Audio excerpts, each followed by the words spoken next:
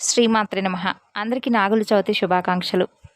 దీపావళి అమావాస్య తర్వాత వచ్చేటటువంటి కార్తీక శుద్ధ చతుర్థిని నాగుల చవితి పండుగగా మనం జరుపుకుంటాం.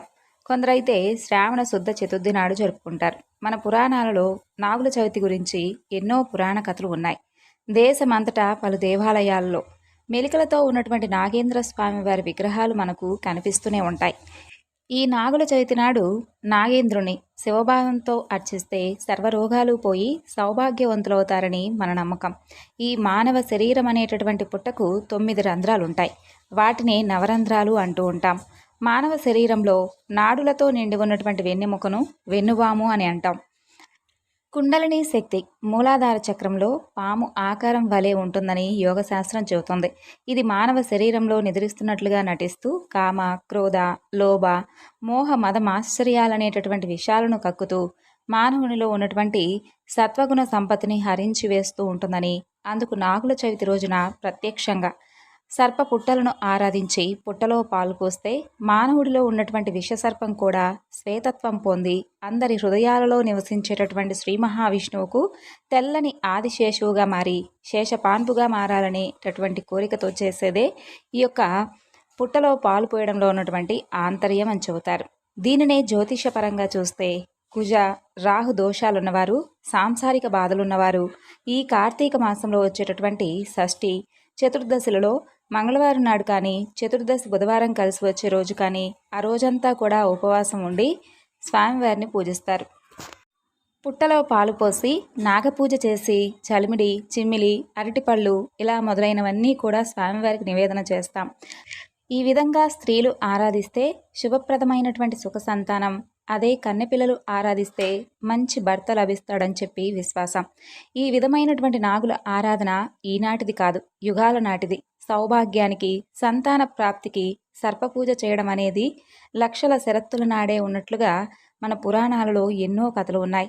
దేశమంతటా కూడా పలు దేవాలయాలలో మిలికలతో ఉన్నటువంటి నాగేంద్ర స్వామి వారి విగ్రహాలు మనకు కనిపిస్తూనే ఉంటాయి.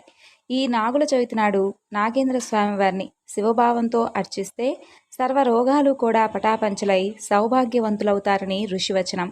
నాగేంద్ర, మేము అలాగే మా వంశంలో వారం నిన్ను ఆరాధిస్తున్నాం స్వామి. పొరపాటున తోక తొక్కితే తొలగిపో, నడుం తొక్కితే నావాడనుకో, పడగ తొక్కితే కస్సుపుస్సుమంటూ మమ్మల్ని భయపెట్టుకు తండ్రి అంటూ పుట్టకు ప్రదక్షిణ నమస్కారాలు చేయాలని పెద్దలు చెబుతూ ఉంటారు. అలాగే బియ్యపు నూకను పుట్ట చుట్టూ వేస్తూ నూకలు నువ్వు తీసుకొని మూకలు మాకివ్వు తండ్రి అంటూ పుట్ట చుట్టూ కూడా చల్లి పుట్టమన్ను చెవులకు పెట్టుకుంటాం. మనకు పంట సరిగ్గా పండి మన పొట్ట నిండడానికి ఎంతో సహాయపడేటటువంటి ఈ పాములను ఈ ఒక్కరోజున మనసారా తలుచుకొని వాటి ఆకలి దప్పికలను తీర్చడమే ఈ యొక్క పండుగ యొక్క ముఖ్య ఉద్దేశం. పూర్వం చంద్రవంశపు రాజులలో సూరసేనుడు అనే ఒక రాజు ఉండేవాడు. సూరసేనుడు అలాగే అతని భార్య సంతానం కోసం చాలా రోజుల పాటు తపస్సు చేస్తారు.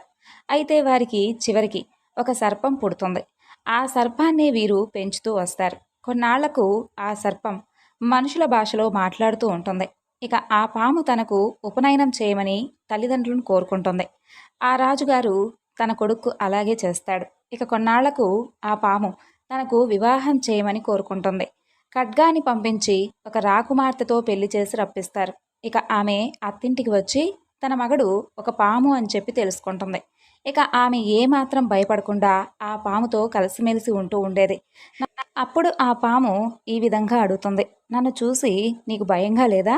నీవు అసలు భయపడటం లేదు అని ఆ పాము ఆమెను అడుగుతుంది. అప్పుడు తన భార్య భర్తతో ఈ విధంగా చెబుతుంది, స్వామి, భర్త ఎలాంటి వాడైనా స్త్రీకి దైవ సమానుడు. దైవాన్ని చూసి ఎవరైనా భయపడతారా? అసలు మిమ్మల్ని చూసి నేను భయపడటం దేనికి అని సమాధానం చెబుతుంది.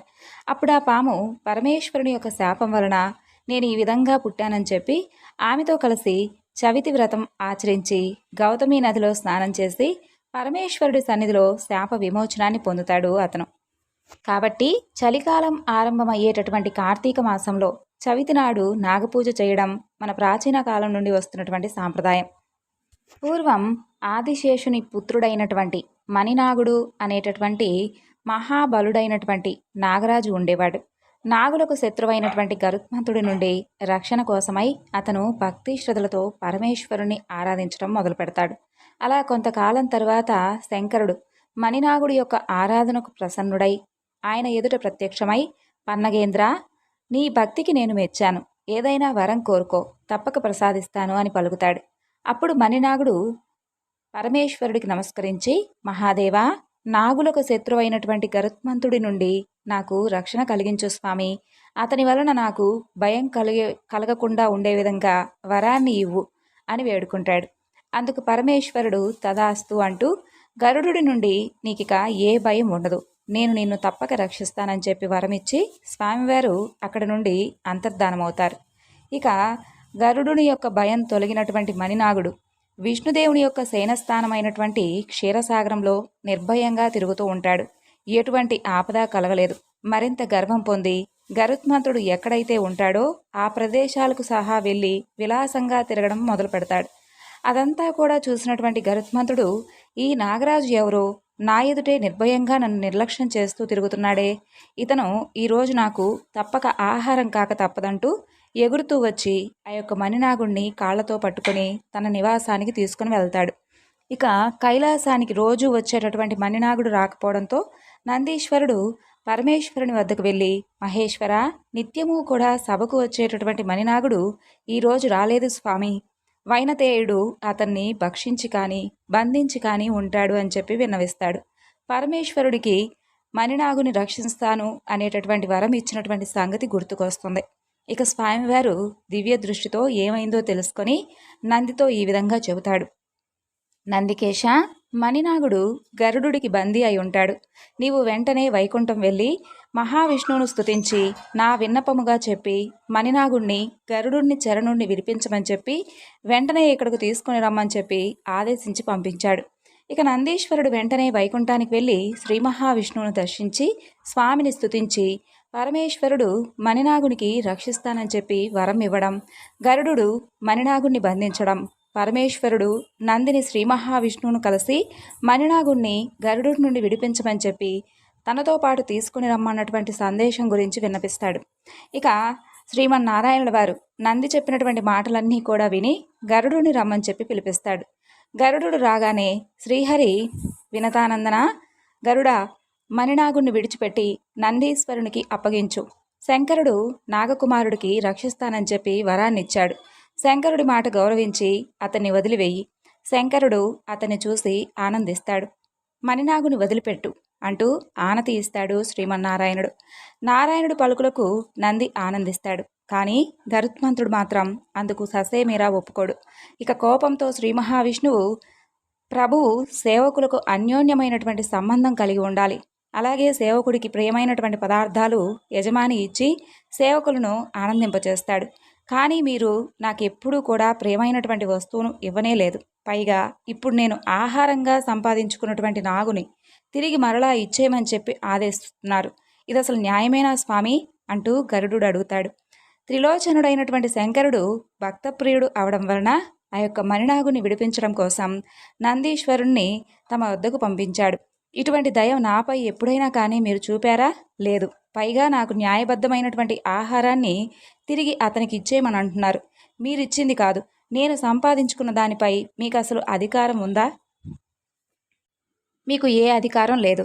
నన్ను వాహనంగా చేసుకొని మీరు అనేక రాక్షసుల మీద విజయం సాధించారు. బలవంతుడనైనటువంటి నేను మీకు వాహనంగా లేకపోతే మీరు అసలు ఈ యుద్ధాలు చేయగలిగేవారా? కానీ నాకు ఏనాడు మీరు బహుమతి కూడా ఇవ్వలేదు స్వామి. నేను మిమ్మల్ని కూడా ఎప్పుడూ అడగలేదు. నేను నా బాహుబలంతో సంపాదించుకున్నటువంటి నా ఆహారమైనటువంటి ఈ నాగకుమారుణ్ణి నేను అస్సలు ఇవ్వను అంటూ గర్వంగా నందిని చూస్తూ చెబుతాడు గరుత్మంతుడు. చతుర్భుజుడు, చక్రగదాధారి అయినటువంటి శ్రీమన్నారాయణుడు గరుడుణ్ణి, అలాగే గరుడు పలికినటువంటి అహంకారపు మాటలకు నవ్వి, ఖగోత్తమా, నీ వల్లనే నేను రాక్షసులపై విజయం సాధించానంటావు, అంతేనా? నిరంతరం నన్ను మోయడం వల్లనే నీవు కృషించి బలం కోసం నాగులను ఆహారంగా తీసుకుంటున్నాను అంటున్నావు, నిజమేనా? ఈ సంగతి నందీశ్వరుడికి తెలియాలి కదూ. ఎవరు బలవంతులో, నేనో నీవో ఒక పని చెయ్యి, నీ పూర్తి శక్తిని మొత్తం ఉపయోగించి నా చిటికిన వేలును మొయ్యి, నీ బలం ఎంతదో నీకే తెలుస్తుంది అంటూ తన చిటికిన వేలును గరుడు యొక్క శిరస్సును పైన ఉంచుతాడు శ్రీమన్నారాయణుడు. ఇక నారాయణుడు యొక్క చిటికిన వేలును గరుడు ఏ మాత్రం మోయలేకపోతాడు. ఆ వేలి బరువుకు గరుత్మంతుడి శిరస్సు మెడలోకి కూరుకొని పోతుంది. ఇక మెడ వెళ్ళి పాదాలకు తగిలి చూర్ణం కాసాగుతుంది. గర్వం పోయినటువంటి గరుత్మంతుడు లజ్జాభయాలతో దీనంగా, జగన్నాథ, జగద్రక్షక, శ్రీమన్నారాయణ, నా యొక్క అపరాధానికి మన్నించు స్వామి, మృత్యుడైనటువంటి నన్ను రక్షించు, నీ మహిమ అనంతం అని ప్రార్థించాడు.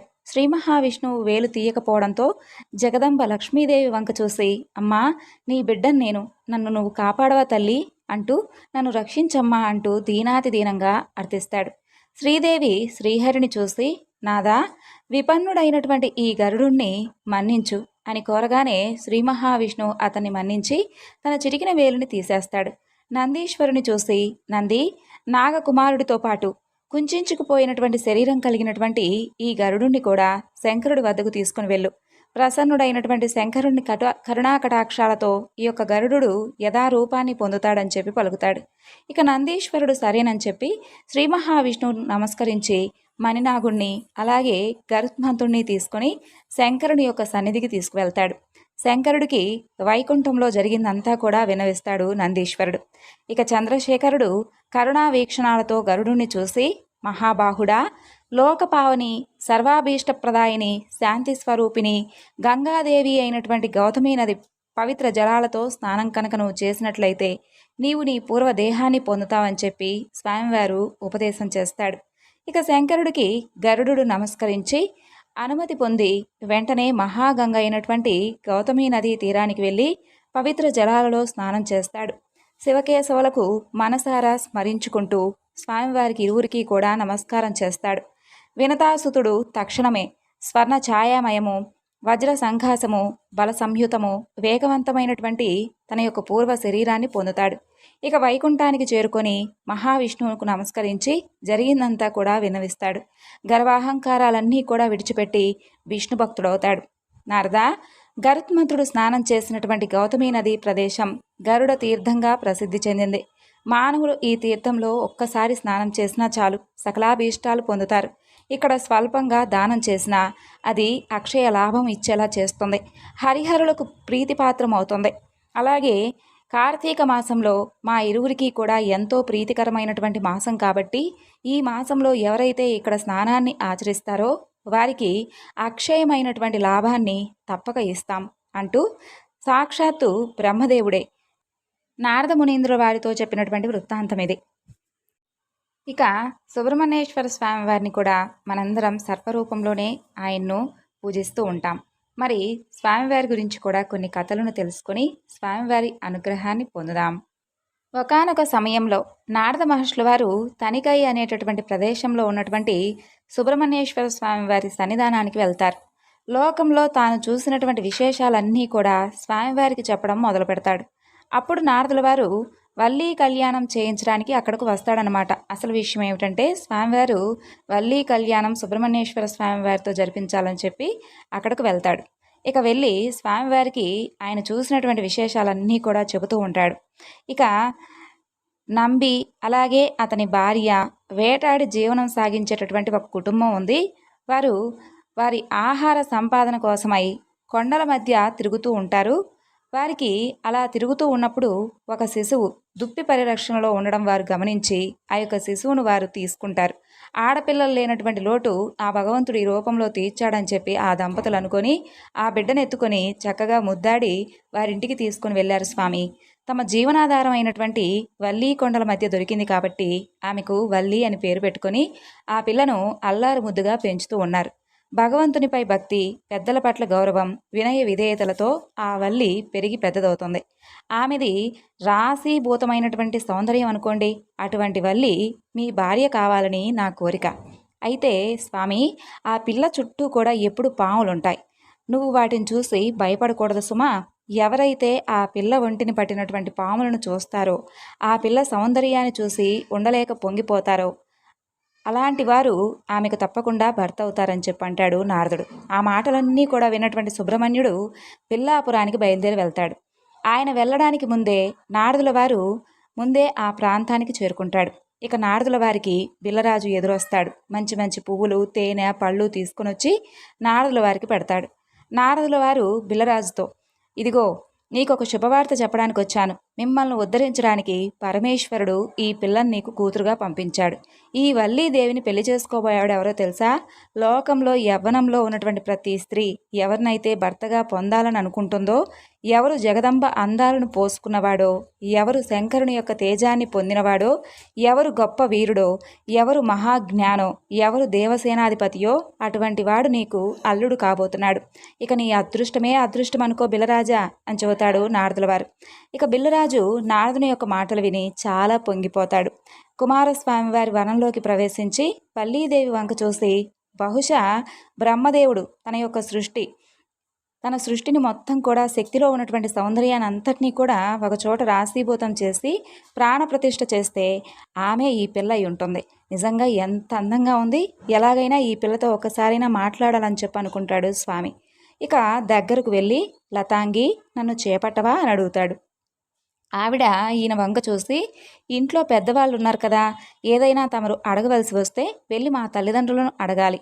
అయినా కుమారస్వామి నాకు భర్త అవుతాడని చెప్పి ఇంతకు ముందే నారదుల వారు వచ్చి చెప్పారు. అందువలన నా మనస్సు ఆయనకే అర్పించబడిందని చెబుతుంది. అప్పుడు కుమారస్వామి వారు వల్లిని చేరి తన యొక్క స్వపరిచయం చేసుకుని పెళ్లాడమని చెప్పి కోరాడు. అంతలో వల్లి తల్లిదండ్రులు అలాగే అనుచరులు వస్తూ ఉండడం చూసి ఒక ముసలి శివభక్తుని రూపంలోకి స్వామివారు మారిపోతారు. ఇక వచ్చిన వారు ఆ యొక్క శివభక్తుని రూపంలో ఉన్నటువంటి కుమారస్వామి వారికి నమస్కరించి అక్కడ నుండి వెళ్ళిపోతారు. ఇక వారు వెళ్ళినటువంటి కొద్దిసేపట్లోనే ఒక పెద్ద గజరాజు వల్లి పైన దాడి చేస్తుంది. కుమారస్వామి వారు ఆమెను రక్షిస్తాడు. పార్వతీ తనయుడు తన వాహనమైనటువంటి నెమలిని ఎక్కి 12 హస్తాలను కలిగి ఉండి సహస్ర సూర్యుల యొక్క తేజస్సుతో శక్తి ఆయుధదారుడై కుకుట ధ్వజాన్ని ధరించి ఒక్కొక్క ముఖము ఒక్కొక్క కార్యాన్ని నిర్వహించే విధంగా ఆ వల్లీదేవికి దర్శనమిస్తాడు స్వామి. ఆ యొక్క దివ్య స్వరూపాన్ని చూసి కుమారస్వామికి పాదాభివందనం చేసి పెళ్లికి సుముఖం వ్యక్తపరుస్తుంది వల్లీదేవి. ఇంతలో తండ్రి వచ్చి ఆమెను ఇంటికి తీసుకుని వెళ్ళిపోతాడు. ఇంటికి వెళ్ళిన తర్వాత ఆ పిల్ల మనసులో ఒకటే కుంగి కుంగి ఏడుస్తూ ఉంటుంది. అయ్యయ్యో, ఎక్కడి మహానుభావుడు, అసలు నేనైతే ఒక్క మాట కూడా ఆయనతోటి ఏం మాట్లాడలేదు, ఏమీ కూడా నోరు తెరిచి చెప్పలేకపోయానని చెప్పి బాధపడుతూ ఉంటుంది. అది చూసినటువంటి ఆమె చెలికత్తె, అమ్మా ఎందుకమ్మా అంత బెంగ పెట్టుకుంటావు? ఒక ఆకు మీద ఏదైనా కానీ స్వామివారికి రాసివ్వాలనుకుంటే ఆ ఉత్తరం ఏదో రాసివ్వండి, నేను పట్టుకుని వెళ్ళి ఆయనకి ఇస్తానని చెప్పి చెబుతుంది. అప్పుడు అక్కడ చూస్తే సుబ్రహ్మణ్యుడు పుష్పవాటిక యందు ఒక సరోవరం ఒడ్డున కూర్చొని ఉంటాడు. చెలికత్తె వెళ్ళి వల్లీదేవి ఇచ్చినటువంటి పత్రం చూపిస్తుంది. ఆయన అదంతా కూడా చదివి వల్లీదేవి దగ్గరికి వెళ్దాం పదా అంటాడు. అప్పుడు చెలికత్తె, అలా వద్దు స్వామి, నేనే ఆ పిల్లని మీ దగ్గరకు తీసుకొని వస్తానని చెప్పి వెళ్ళి వల్లీదేవిని తీసుకొని వస్తుంది. వారిద్దరూ కూడా మాట్లాడుకుంటూ కూర్చుంటారు. ఈలోగా తెల్లారిపోతుంది. ఇక్కడ పిల్ల కనిపించడం లేదని చెప్పి అందరూ వెతుకుతూ సరోవరం ఒడ్డు దగ్గరకు రాగానే వారిద్దరూ కూడా వారికి కనిపిస్తారు. ఇక బిల్లనాయకుడికి ఆ యువకుడు సుబ్రహ్మణ్యుడు అని చెప్పి తెలియదు. ఇక సుబ్రహ్మణ్యుడు కూడా వేటగాడి వేషంలో ఉంటాడు. వెంటనే ఆగ్రహంతో తన యొక్క పరివారంతో ఆయన మీద బాణాలను ప్రయోగిస్తాడు. సుబ్రహ్మణ్యుడు వాటన్నిటినీ కూడా నవ్వుతూ స్వీకరించి వల్లీదేవి వంక చూసి వారి మీద సమ్మోహనాస్త్రాన్ని ప్రయోగిస్తాడు. అందరూ కూడా కింద పడి స్పృహ తప్పిపోతారు. తిరిగి స్వామివారు అనుగ్రహించేసరికి మరలా వారందరికీ కూడా స్పృహ వచ్చి లేస్తారు. వారు లేచి చూసేసరికి శూలం పట్టుకొని నెమలి వాహనం మీద వల్లీదేవితో కలిసి కూర్చున్నటువంటి సుబ్రహ్మణ్యుడు వారికి సాక్షాత్కరిస్తాడు. ఇక ఆ బిల్లులందరూ కూడా నేల మీద పడి సుబ్రహ్మణ్యుడికి సాష్టాంగ నమస్కారం చేసి పొంగిపోతారు. స్వామివారు నంబీరాజన్ వద్దకు వెళ్ళి తన కుమార్తెను ఇచ్చి వివాహం చేయమని అడుగుతాడు. అప్పుడు నంబీరాజన్ వల్లీదేవి తన కుమార్తె కాదని చెప్పి ఆదిశేషుని కుమారుడైనటువంటి కుముదుని కుమార్తె అని, కానీ ఈమె మా ఇంట పెరుగుతుంది కాబట్టి వల్లి నాగస్వరూపిణి కావడం వలన నాగస్వరూపుణ్ణి మాత్రమే వివాహం చేసుకుంటుంది అని చెప్పగా కుమారస్వామి వారు సర్పరూపంలో వల్లీదేవిని వివాహం చేసుకోవడానికి సంసిద్ధుడవుతాడు. ఇంతలో నారదుడు, దేవసేన, పార్వతీ పరమేశ్వరులతో సహా అక్కడకు చేరుకుంటారు. నేనెంత భాగ్యవంతురాలనో కదా అని అనుకుని వల్లీదేవి పార్వతీ పరమేశ్వరులకు నమస్కరిస్తుంది. ఇలా కొండజాతి ఆచారం ప్రకారంగా వధూవరులను కూర్చోబెట్టి వినాయకుడి సమక్షంలో శివపార్వతుల యొక్క ఆశీర్వాదంతో దేవసేన యొక్క అంగీకారంతో దేవతలందరూ కూడా పుష్పవర్షాన్ని కురిపిస్తూ ఉండగా వల్లి సుబ్రహ్మణ్యేశ్వర స్వామి వారి యొక్క వివాహం ఆనందదాయకంగా జరుగుతుంది. ఒక కొండజాతి పిల్లను వివాహం చేసుకున్నందుకు జ్ఞాపకార్థంగా సుబ్రహ్మణ్యేశ్వర స్వామివారు ఈ కలియుగం మొత్తం కొండలపైనే వెలుస్తానని చెప్పి మాటిస్తాడు. అందుకే స్వామివారి క్షేత్రాలన్నీ కూడా దాదాపుగా కొండలపైనే వెలుసుంటాయి. ఇక పార్వతీ పరమేశ్వరులతో దేవసేనతో కలిసి ఆనాటి నుండి ఈనాటి వరకు భక్తుల కోరికలను అనుగ్రహించడానికి సుబ్రహ్మణ్యేశ్వర స్వామివారు తిరుత్తని యందు వెలిసి ఉన్నారు. సుబ్రహ్మణ్యేశ్వర స్వామివారిని పూజిస్తే మనకున్నటువంటి పాపాలన్నీ కూడా దగ్ధమైపోతాయి. అలాగే వంశాభివృద్ధి జరుగుతుంది. కుమారస్వామివారు పాముగా మారి వివాహం చేసుకున్నాడు. ఇక పాము బ్రహ్మజ్ఞానానికి కుండలికి ప్రతీక కాబట్టి నీవు బ్రాహ్మణ్య దేవుడివి, సుబ్రహ్మణ్యుడివి, మంచి పరబ్రహ్మ స్వరూపుడివి అంటూ వల్లీదేవి యొక్క అసలు తండ్రి కుముదుడు స్వామివారికి బిరుదులిస్తాడు. కాబట్టి కుమారస్వామివారిని సుబ్రహ్మణ్యేశ్వర స్వామివారు అని కూడా మనం పిలుచుకుంటూ స్వామిని కొలుచుకుంటూ ఉంటాం. ఇక వల్లి అమ్మవారైతే కుండలిని శక్తికి ప్రతీక. ఆ శక్తి చలనానికి ఆగమనంలో ఉండేటటువంటి పాకేటటువంటి నాద శక్తికి ప్రతీక. ఇక మనందరిలో కూడా కుండలిని శక్తి 3.5 అడుగుల చుట్టుకొని మూలాధార చక్రం నందు ఉంటుంది. అయితే ఆ కుండలిని శక్తిని కదపడం అనేది కేవలం సమర్థుడైనటువంటి గురువు యొక్క పర్యవేక్షణలో తప్ప ఎవరూ కూడా ఎలాంటి సొంత ప్రయోగాలు కూడా చేయకూడదని కొందరు పెద్దలు చెబుతూ ఉంటారు. శివశక్తుల అనురాగానికి ఫలం జ్ఞాన పండిత అని చెప్పి కీర్తింపబడినవాడు గజముఖానుజుడు దేవసేనాధిపతి వల్లీ నాయకుడు అయినటువంటి సుబ్రహ్మణ్యేశ్వర స్వామివారి వైభవాన్ని తలుచుకొని స్వామివారి అనుగ్రహానికి మనందరం కూడా ఈరోజు పాత్రులవుదాం. ఇక కుమారస్వామివారు సుబ్రహ్మణ్యేశ్వర స్వామివారిగా పిలవడానికి ఇంకా చాలా కారణాలున్నాయి. వాటి గురించి కూడా తెలుసుకుందాం. ఒకనాడు బ్రహ్మదేవుడు కైలాసానికి వస్తాడు. ఆ సమయంలో పరమేశ్వరుడు ధ్యాన స్థితిలో ఉంటాడు. అక్కడ ఉన్నటువంటి కుమారస్వామివారు బ్రహ్మదేవుని చూసి నీవెవరివి అని అడుగుతాడు. అప్పుడు బ్రహ్మదేవుడు అహం బ్రహ్మస్మి అంటూ సమాధానమిస్తాడు. వెంటనే కుమారస్వామివారు నవ్వుతూ ఏమీ బ్రహ్మ నిర్గుణము, రూపం లేదు, నీవు రూపంతో ఉన్నావు. బ్రహ్మ అక్షరుడు, కానీ నీ రూపం నశిస్తుంది. బ్రహ్మ నిశ్చలము, కానీ నీవు చలించుచున్నావు. నీవు ఆ శబ్దానికి తగవని చెప్పి నాకు అనిపిస్తుందంటూ స్వామివారు బ్రహ్మదేవుడితో వాదిస్తూ ఉంటాడు. ఇక బ్రహ్మదేవుడు ఏమీ అనేందుకు శక్తి చాలక మౌనంగా చూస్తూ ఉండిపోతాడు. ఆ స్థితిలో శంకరుడు బాహ్య దృష్టుడై సుబ్రహ్మణ్యం అని పిలుస్తాడు. బ్రహ్మదేవుడు తలలు వాలుస్తాడు.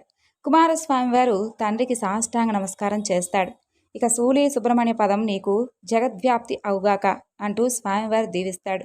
ఆ పరమేశ్వరుని యొక్క దీవెన వలన సుబ్రహ్మణ్యం అనేటటువంటి పేరు వచ్చిందని అగస్త్య మహర్షి వారు తన యొక్క శిష్యుడైనటువంటి మాండవ్యుడికి చెప్పాడు. అలాగే కుమారస్వామివారు సర్పరూపంలో కొలవడానికి గల కారణాలేమిటి అని అడుగుతాడు మాండవ్యుడు. అప్పుడు అగస్త్యుల వారు ఈ విధంగా చెప్పసాగారు. స్కాంద పురాణంలో ఉన్నటువంటి సహ్యాద్రి ఖండంలో కృష్ణానది మహత్యం ఇతర క్షేత్రాలను వివరించేటటువంటి సందర్భంలో మోపీదేవి యొక్క క్షేత్ర ప్రశంస కూడా మనకు కనిపిస్తుంది. అగస్త్య మహర్షి వారు వింధ్యాపర్వత గర్వాన్ని అణిచేందుకై తప్పని పరిస్థితుల్లో కాశీని విడిచిపెట్టవలసినటువంటి పరిస్థితి వస్తుంది. వింధ్యాపర్వతం అహంకారంతో విజృంభించి ఆకాశంలోకి చొచ్చుకొని పోయి సూర్యగమనాన్ని సైతం నిరోధించసాగడం మొదలు పెడుతుంది. అప్పుడు ప్రకృతి స్తంభించిపోతుంది. గ్రహ సంచారాలన్నీ కూడా నిలిచిపోతాయి.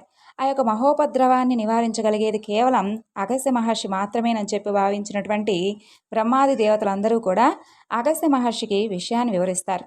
ఇక యోగ దృష్టితో సర్వము నెరిగినటువంటి మహర్షి కాబట్టి తానిప్పుడు కాశీని విడిచిపెడితే కల్పాంతమైనా తిరిగి కాశీకి రావడానికి మరలా వీలు పడదని చెప్పి తెలిసి కూడా లోక శ్రేయస్సును దృష్టిలో ఉంచుకొని అమర కార్యానికి అంగీకరిస్తాడు అగస్త్య మహర్షి. ఇక లోపాముద్రా సహితుడై దక్షిణాపదానికి బయలుదేరి వెళ్తారు అగస్త్య మహర్షి. దారిలో ఉన్నటువంటి వింధ్యాపర్వతం ఆ యొక్క మహర్షి రాకను గమనించి సాష్టాంగపడి నమస్కరిస్తుంది. తాను మరలా తిరిగి వచ్చే వరకు అలాగే ఉండమంటూ శాసించి కాశీ విశాలాక్షి విశ్వనాథులను మనసులో నిలుపుకొని దక్షిణాపదం వైపు బయలుదేరి వెళ్తారు అగస్త్యులు. ఇక పవిత్ర గోదావరి ప్రాంతాన్ని పావనం చేసి కృష్ణా తీరంలోకి అడుగు పెడతాడు. ఆ తరువాత ఆ యొక్క పుణ్యదంపతులందరూ కూడా కనకదుర్గామాతను అలాగే శ్రీ మహావిష్ణువును దర్శించుకొని తరువాత వ్యాఘ్రపురానికి చేరుకుంటారు. ఇక ఆ ప్రదేశం అంతా కూడా పుట్టలతోనే నిండి ఉంటుంది. లోపాముద్రాదేవి అలాగే శిక్ష బృందం ఆయన్ను అనుసరించి వెళుతూ ఉంటారు. ఒక పుట్ట నుండి దివ్యమైనటువంటి తేజస్సును గమనించి ఇదే సుబ్రహ్మణ్య క్షేత్రం అని చెప్పి ఇది భుక్తిముక్తి ఫలప్రదమని శిక్షులందరికీ కూడా వివరించి చెబుతాడు అగస్త్య మహర్షి. ఇక కుమారస్వామి వారు ఉరగ రూపంలో అంటే పాము రూపంలో తపస్సు చేయడానికి కలిగినటువంటి కారణాన్ని ఈ విధంగా శిక్షులందరికీ కూడా వివరిస్తాడు. సనక సనక సనత్కుమార సనస్సు జాతులైనటువంటి దేవర్షులు ఎప్పుడూ కూడా 5 ఏళ్ల వయసు వారిలాగే ఉంటారు. పైగా వారు దిగంబరుడు. వారు ఎల్లప్పుడూ కూడా భగవంతుని యొక్క ఆరాధనలోనే కాలం గడుపుతూ ఉండేవారు. వారు ఒక పర్యాయం పరమేశ్వరుని యొక్క దర్శనానికి కైలాసాన్ని చేరుకుంటారు. ఆ సమయంలో పరమేశ్వరుడు కైలాసంలో లేడు. కేవలం అక్కడ లోకమాత అయినటువంటి పార్వతీదేవి, కుమారస్వామి వారు కొలువుతీరి ఉంటారు. అదే సమయంలో శచి, స్వాహ అలాగే మొదలైనటువంటి దేవతా స్త్రీలు, లక్ష్మీ, సరస్వతులు పార్వతీదేవి యొక్క దర్శనానికి విచ్చేస్తారు. ఇక ఇటు జడదారులు, అటు రంగురంగుల వస్త్రాలు, ఆభరణాలతో సుందరీమణులను చూసి శివకుమారుడు నవ్వు ఆపుకోలేకపోతాడు. కుమారా, ఎందుకు నవ్వుతున్నావు? వారు నాలాగా నీకు కనిపించడం లేదా? ఆ తాపసులు మీ తండ్రి వలె లేరా? భేదమేమైనా నీకు కనిపించిందా? అంటూ జగదంబ కుమారుణ్ణి ప్రశ్నిస్తుంది. ఆ ప్రశ్న విన్నటువంటి కుమారస్వామివారు లోపలే పశ్చాత్తాపడతాడు. తల్లి పాదాలపై పడి క్షమాపణ వేడుకుంటాడు. ఇక ఆ తరువాత తల్లి కాదన్నా కూడా వినకుండా పాప పరిహారం కోసమై తపస్సు చేసుకోవడానికి బయలుదేరి వెళ్తాడు. ఈ ప్రాంతానికి చేరుకొని తన రూపం ఇతరులకు ఎవ్వరికీ కూడా కనిపించకుండా ఉండాలని చెప్పి అక్కడ ఒక పుట్టను ఏర్పరచుకొని ఉరగ రూపంతో తపస్సును ప్రారంభించాడు స్వామి. ఈ విషయానంతటినీ కూడా దివ్య దృష్టితో చూసి శిక్షులకందరికీ కూడా చెబుతూ ఉన్నటువంటి అగస్త్యుల వారు మహా తేజస్సు వచ్చేటటువంటి ఆ పుట్టను సమీపించి సాష్టాంగ నమస్కారం చేస్తాడు. తరువాత పడగవలే ఉండేటటువంటి శివలింగాన్ని దివ్య తేజస్సు వచ్చేటటువంటి ఆ పుట్ట మీద ప్రతిష్ఠిస్తాడు. తర్వాత కృష్ణానదిలో స్నానం చేసి లోపముద్రతో కలిసి శిక్ష సమేతంగా శివలింగానికి పూజలు నిర్వహిస్తాడు అగస్త్య మహర్షి. ఇక ఆ తరువాత కాలాంతరంలో ఆ ప్రదేశం అంతా కూడా పుట్టలతో నిండిపోతుంది. ఆ పుట్టలున్నటువంటి ప్రాంతానికి సమీపంలో కుమ్మరి కులస్తులు కులవృత్తితో జీవిస్తూ ఉండేవారు. వారిలో వీరారపు పర్వతాలు అనే అతను ఉండేవాడు. అతను మహాభక్తుడు. అతనికి స్వామివారి కలలో కనిపించి తాను ఎక్కడ ఉన్నది చెప్పి లింగాన్ని వెలికి తీసి ఆలయాన్ని నిర్మించి ప్రతిష్ఠించమని చెప్పి స్వామివారు అతన్ని ఆజ్ఞాపిస్తాడు. ఇక పర్వతాలు తన యొక్క స్వప్న వృత్తాంతాన్నంతా కూడా తన వారందరికీ చెప్పి దేవాలయాన్ని నిర్మించి శివలింగాన్ని ప్రతిష్ఠిస్తాడు. తన వృత్తిని స్వామివారికి అంకితం చేస్తాడు. మట్టితో స్వామివారికి ఇష్టమైనటువంటి వాటన్నిటినీ కూడా తయారు చేసి వాటిని కాల్చి అవి చెడిపోకుండా స్వామివారికి సమర్పించి ఆలయంలోనే భద్రపరుస్తూ ఉండేవాడు. అలా సమర్పించినటువంటి వాటిలో కొన్ని దేవాలయ మరమ్మతుల సమయంలో శిథిలమైపోగా మిగిలినటువంటి నంది, గుర్రం ఈనాటికి కూడా స్వామివారి కళ్యాణ మండపంలో భద్రంగా ఉన్నాయట. ఇక భక్తులందరికీ కూడా కనువిందు చేస్తూ ఉంటాయి. ఈ పుణ్యక్షేత్రాన్ని తొలి రోజుల్లో మోహినీపురం అని పిలిచేవాళ్ళు. తర్వాత అది మోపీదేవిగా స్థిరపడిందని చెబుతుంటారు. ఇక అక్కడ స్వామివారి ఆలయంలో పుట్టలో పాలు పోయడం విశేషమైనటువంటి సేవగా భక్తులందరూ భావిస్తారు. ఇక నాగుల చవితి నాడైతే స్వామివారిని విశేషించి ఎంతో చక్కగా ఆరాధిస్తారు భక్తులు. సంతానం లేని వారికి సంతానం కలిగించడం, చూపు మందగించిన వారికి దృష్టిని ప్రసాదించడం, శ్రవణ దోషాలు, శారీరక దౌర్బల్యం, మనోవ్యాధి, చర్మ సంబంధిత వ్యాధులన్నింటినీ కూడా నశింపచేయడం, విద్యాభివృద్ధి, సకల సంపదలను సమకూర్చడం, ఇలా మొదలైనటువంటి ఎన్నో మహిమలను ఆ స్వామి అందిస్తాడని భక్తుల యొక్క ప్రగాఢ నమ్మకం. స్వామివారి ఆలయంలో చెవులు కుట్టిస్తారు, తలనీలాలు సమర్పిస్తారు, అన్నప్రాసన, అక్షరాభ్యాసం, చీర మొక్కుబడి, ఉయ్యాల ఊపు ఇలా మొదలైనటువంటి మొక్కులన్నీ కూడా తీర్చుకుంటారు. ఇక నాగదోషం ఉన్నవారైతే వివాహం ఆలస్యమవుతున్నటువంటి యువతులు ప్రత్యేకమైనటువంటి పూజలు కూడా జరిపించుకుంటూ ఉంటారు ఆ క్షేత్రంలో.